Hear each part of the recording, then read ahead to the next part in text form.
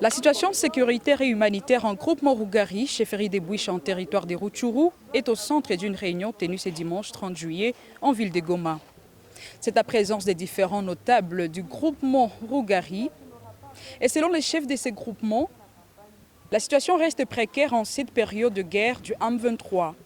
Eric Machagiro, chef de ces groupements Rougari, veut voir les écoliers qui sont dans des camps et ceux qui sont restés à Rougari, qui ont raté l'année scolaire finissante, de pouvoir reprendre l'année prochaine. Bon, on s'est réunis comme notables de Rougari pour voir dans quelle mesure on peut réfléchir sur l'avenir de notre groupement. Quoi qu'on n'est pas sur terrain, mais on peut penser à son avenir quand même. On ne peut pas croiser les bras. Il y a nos enfants qui n'étudient pas. Il y a nos parents qui sont misérables dans différents cas. Il y a des morts qui sont dénombrés dans les camps à cause de la faim. Tout ça, ça nous a poussé à dire qu'on doit se réunir comme notables, que chacun apporte sa pierre pour qu'on voit comment on peut sortir de ces marasmes qui attaquent la population de Rougari, en particulier et la chefferie de Bouicha, territoire de Rutshuru, et même Massissi en général. Les deux territoires qui sont aujourd'hui frappés par la décision de la CENI de ne pas organiser les élections à cause du M23, vous êtes les notables de là. C'est quoi la crainte ici et aussi chez vous comme intellectuel? La crainte, c'est qu'on ne va pas exercer son droit civique et politique. La Constitution dit qu'on doit voter quelqu'un de son choix. Demain, on sera surpris qu'on soit représenté par les gens qu'on n'a pas élus. Ça sera vraiment... De Rutshuru quand même. De Rutshuru. Il faut qu'on s'élise, nos électeurs.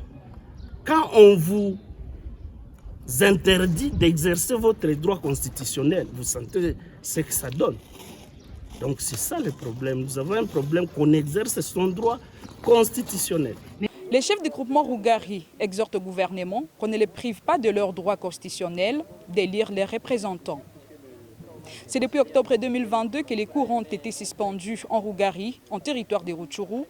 L'éducation pour nos enfants, surtout qu'ils ont raté cette année, et il y a risque aussi qu'ils ratent l'année prochaine, et que ceux-là qui sont dans les camps, ils sont butés à l'oisiveté, ils n'ont pas quoi faire, même s'ils n'ont pas à manger, ils n'ont pas à boire, ils n'ont pas un logement décent. Mais vous allez voir que dans cette oisiveté, ils développent plusieurs antivaleurs, notamment qui sont outre notre culture. C'est notamment la sexualité non contrôlée, c'est notamment l'errance dans les différents champs, les vols et autres, mais aussi ceux-là qui sont restés dans les coins contrôlés par les agresseurs.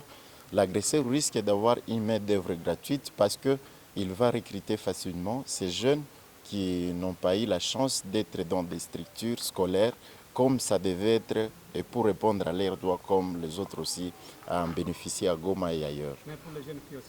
Les jeunes filles, ils sont aussi surtout nombreuses qui ne sont pas à l'école. Ils sont habitués à plusieurs techniques qu'utilise l'agresseur pour les apprivoiser, qui servent surtout pour les renseignements, les ravitaillements sur terrain parce que c'est le seul travail. Mais aussi il y a des violences sexuelles, mais aussi ils se livrent à la sexualité abusive parce qu'ils n'accèdent pas à leur source de revenus et surtout que certaines aussi sont séparées de leurs parents. Ils sont, depuis que la guerre a commencé, ils ont fui. Il n'y avait pas moyen de contrôler donc, tous les enfants qu'on a. Et ils sont dispersés là-bas et pour survivre, ils se donnent à des actes qui découragent leur moralité. Suite à la guerre du M23, laissant ici les écoles fermées. Goma, Aline Kataliko, AMTV.